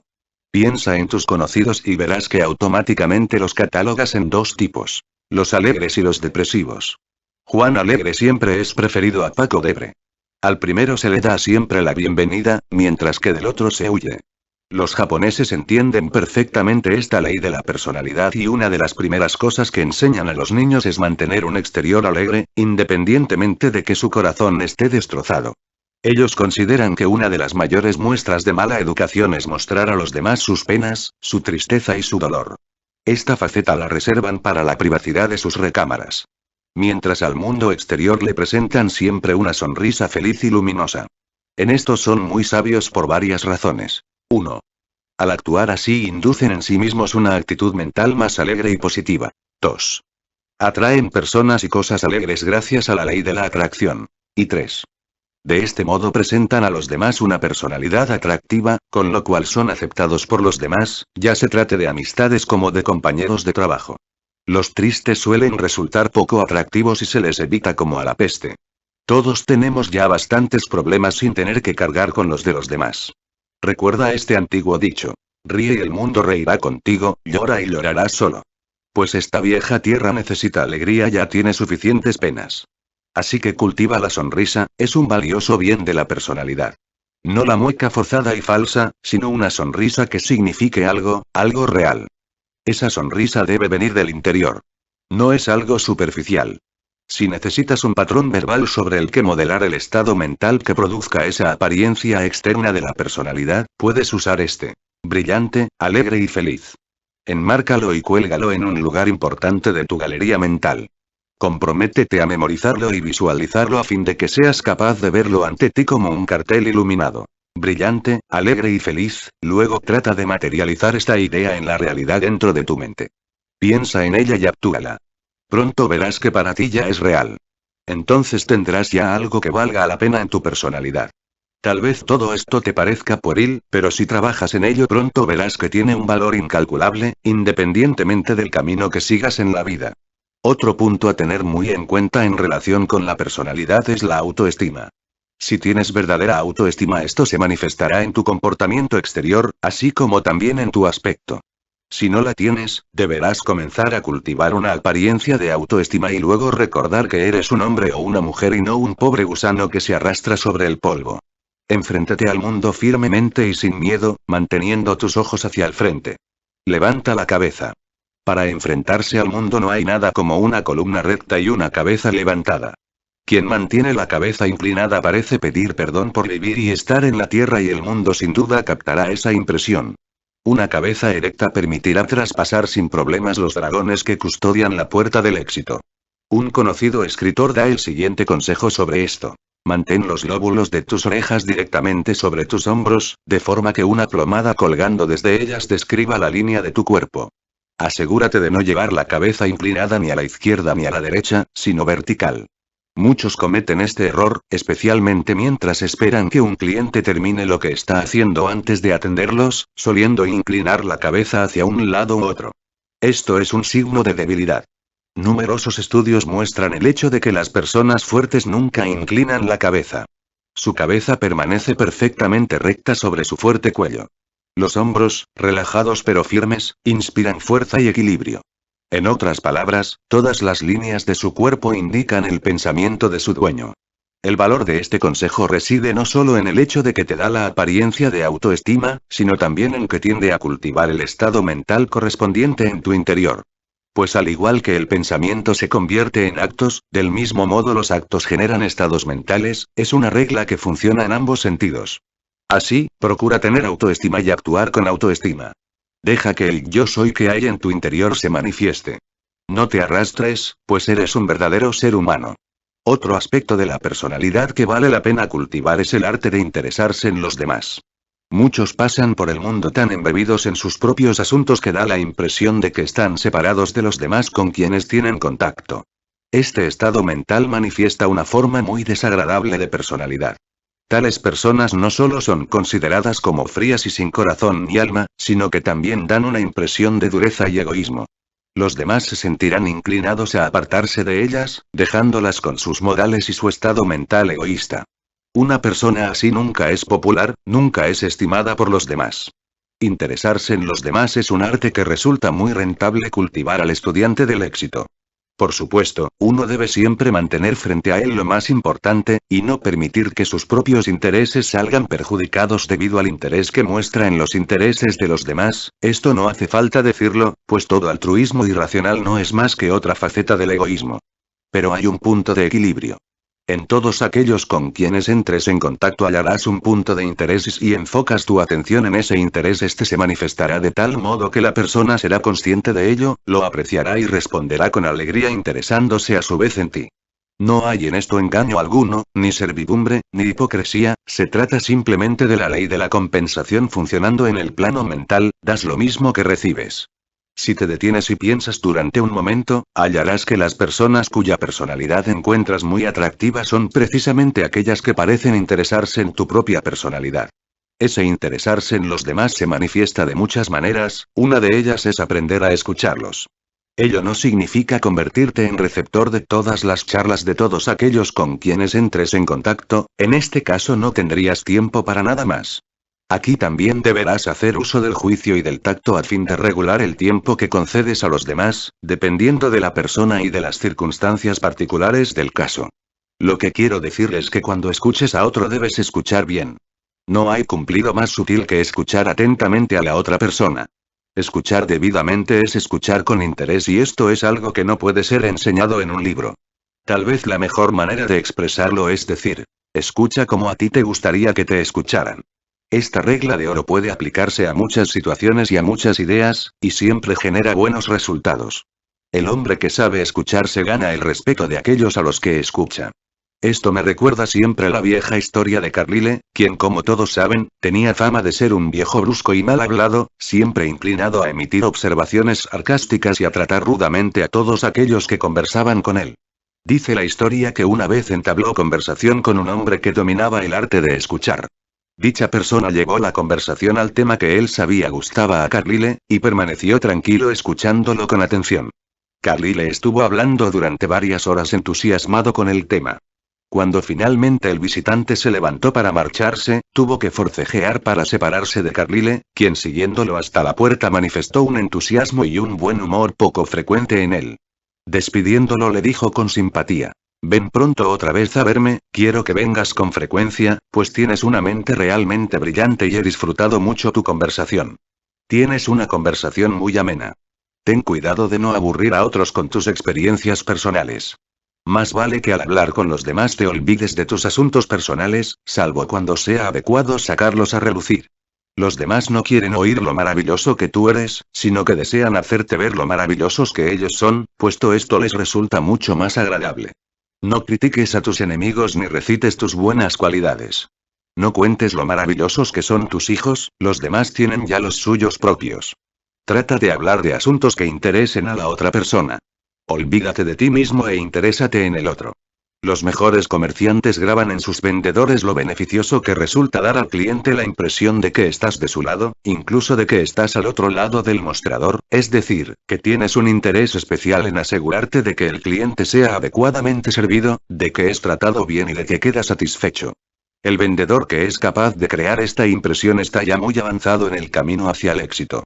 Todo esto es algo difícil de describir, pero un poco de observación, de reflexión y de práctica sobre lo indicado en los capítulos anteriores te ayudará mucho en este sentido. Sobre este tema dice un conocido autor: supón, por ejemplo, que siendo comerciante profesional, deseas aumentar tu negocio. Ya sea que vendas bienes o servicios, considerar el asunto como una mera y fría transacción, recibiendo el dinero del cliente y dándole el objeto de la compra, dejando que se vaya con la sensación de que no tienes ningún interés en él más allá de obtener un beneficio, a la larga te perjudicará. Salvo que el cliente sienta que realmente te interesas en él y en sus necesidades, y que sinceramente deseas mejorar su bienestar, la transacción será un fracaso y el negocio retrocederá. Si eres capaz de hacer que los clientes sientan que realmente tratas de proteger sus intereses tanto como los tuyos, tu negocio crecerá. Y ello lo lograrás sin que sea necesario dar descuentos ni regalos. Se trata simplemente de que toda transacción, por pequeña que sea, la impregnes de vida y de interés. Este autor plasmó la idea con claridad y harías bien en seguir su consejo y ponerlo en práctica. Otro aspecto muy importante de la personalidad es el autocontrol, especialmente en lo que respecta a controlar tu carácter. La ira es signo de debilidad, no de fuerza. Aquel que pierde la compostura, automáticamente se coloca en desventaja. Recuerda el viejo dicho: si los dioses desean destruir a alguien, lo hacen iracundo. Bajo la influencia de la ira el hombre hace todo tipo de locuras que posteriormente lamenta. Arroja su juicio, su experiencia y su prudencia a la basura, actuando como un loco. De hecho, la ira es una especie de locura. Si tienes duda al respecto, observa cuidadosamente el rostro de la primera persona iracunda que te encuentras y verás lo irracional que parece y la locura con que actúa. Es bien sabido que quien se mantiene sereno mientras su oponente se encoleriza tiene ya todo a su favor. Es buena política permitir que el otro saque los pies del tiesto y se entregue a la ira, esforzándote en mantenerte tú sereno. Comparativamente es fácil tranquilizar a una persona colérica sin que se enoje contigo, pues para que haya una pelea hacen falta al menos dos. Verás que el hecho de controlar tu expresión y tu aspecto te confiere control sobre tu estado mental interno. Verás que si eres capaz de controlar tu voz, manteniéndola tranquila, serena y baja, no te dejarás arrastrar por la pasión e incluso notarás que al hacerlo también la voz del otro gradualmente se tranquiliza, abandonando el tono elevado y amenazador. Al final los dos estaréis hablando en el mismo tono, siendo tú quien ha marcado la pauta. Vale la pena recordar esto, ese control de la voz es un secreto que merece ser conocido y practicado. Y ya que estamos hablando de la voz, me gustaría llamar tu atención sobre un control vocal más profundo, o mejor dicho, sobre cómo cultivar la voz. El hombre que posee una voz bien controlada, uniforme y agradable, aunque posea habilidades semejantes a los demás siempre tendrá ventaja. El valor de una voz suave, flexible y vibrante es enorme. Si posees una voz así, eres afortunado. Si no la posees, ¿por qué no comenzar a cultivarla? Por supuesto que puedes. El caso del famoso conferenciante y locutor Nathan Shepard es muy conocido. Estas son sus palabras. Cuando decidí dedicarme a hablar en público, mis maestros me pronosticaron que fracasaría. Mi pronunciación era mala y mis órganos vocales inadecuados. Para mí fueron palabras dolorosas y crueles, nunca las olvidaré, sin embargo estimularon en mí una decisión y un empeño que sin ellas nunca habría tenido. No es que haya logrado nada extraordinario, no presumo de ello, pero he logrado ganarme la vida hablando en público y ya llevo en ello más de 20 años. No presumo de haber vencido todos los obstáculos y haberme recuperado de todas las frustraciones, pero sí he cultivado mi instinto vocal, he trabajado las carencias y la retórica, me he esforzado por adecuar mi voz a mis sentimientos y dar lo mejor de mí. Tras estas palabras, cualquier cosa que añada sobre la posibilidad de mejorar la voz o la voluntad y la práctica sería superflua. Tienes que elegir el tipo de voz que creas más adecuada para tu trabajo y luego cultivarla con práctica, decisión y voluntad. Si el señor Shepard pudo convertirse en un locutor famoso con todos los obstáculos que tuvo que superar, tú también puedes. Se me sugiere que diga también algunas palabras en relación con el cuerpo físico como una parte importante de la personalidad, especialmente en lo que se refiere al andar. Pero no creo que sea necesario añadir lo que ya hemos dicho con relación a ese tema, especialmente en lo que se refiere a la autoestima. Lo principal es cultivar un estado mental de autoestima y respeto por sí mismo y el resto seguirá como una consecuencia natural. El pensamiento se convierte en acción y aquel que posee autoestima sin duda plasmará ese estado interno en cualquier acto físico, gesto o emoción. Y la tendrá tanto internamente como en el exterior. Por supuesto, debemos ser cuidadosos con nuestro aspecto externo, especialmente en lo que se refiere a la limpieza y al vestir. Debemos procurar que tanto el cuerpo como nuestras ropas estén limpias. Ir bien vestido no significa ir siempre de etiqueta, de hecho aquellos que visten bien suelen hacerlo con gran sencillez. Cultiva un gusto tranquilo y refinado, sin aspavientos ni espectacularidad. Lo más importante es siempre la limpieza. Resumiendo, quiero resaltar que lo que llamamos personalidad no es más que una máscara externa del individuo interior. Esa máscara puede ser cambiada mediante un esfuerzo de la voluntad junto con un buen juicio e inteligencia. Primero deberás hallar qué tipo de personalidad te conviene y luego ponerte manos a la obra para cultivarla. Forma una imagen mental de lo que deseas ser, luego piensa en ello y deséalo ardientemente, después actúa en ese sentido, una vez y otra, ensayo tras ensayo, hasta que realmente materialices tu ideal en la realidad objetiva. Crea un buen molde o patrón mental y luego vierte en él tu material con asiduidad, pero lentamente. De ese molde saldrá el carácter y la personalidad que deseas y necesitas. Luego deberás pulir esa recién nacida personalidad hasta que irradie con el brillo de la cultura. Puedes ser lo que deseas ser, siempre que lo desees con suficiente fuerza. El deseo es la madre de la realización. Recuerda una vez más la vieja norma. Desear seriamente, esperar con confianza y actuar con resolución. Estos son los 3 pasos que llevan al logro. Ahora que te he dado este pequeño secreto del éxito, utilízalo. Ya todo depende de ti. Yo pulsé el botón, tú debes hacer el resto. Capítulo 10. Palabras finales.